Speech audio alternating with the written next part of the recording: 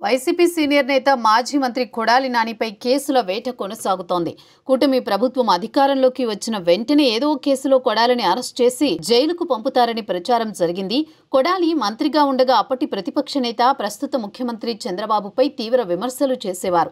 దీంతో ఆయన టీడీపీ అధిష్టానానికి టార్గెట్ అయ్యారని చెబుతున్నారు. ఎన్నికల ఫలితాలు విడుదలైన సమయంలో కొడాలి ఇంటిపై టీడీపీ కార్యకర్తలు దాడి చేశారు. ఆ సంఘటనతో ఆయనపై టీడీపీకి ఎంత కోపం ఉందన్న విషయం బయటపడింది. దీంతో ఓటమి తర్వాత కొడాలి చాలా కాలం అండర్ గ్రౌండ్ కు వెళ్లిపోయారని చెబుతారు. లేనిపోని వివాదాలు సృష్టించుకోవడం కన్నా మౌనంగా గడపడమే బెటర్ అన్న ఆలోచనతో మాజీ మంత్రి కొడాలి తన నియోజకవర్గాన్ని వదిలి హైదరాబాద్ తరలిపోయారు.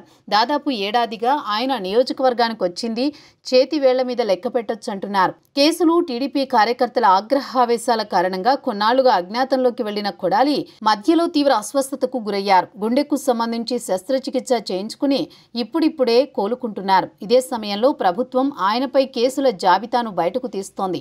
ఎన్నికల ఫలితాలు విడుదలైన రోజులో వ్యవధిలోనే 2-3 కేసులు పెట్టగా అప్పట్లో కొడాలి ముందస్తు బెయిల్ తెచ్చుకున్నారు.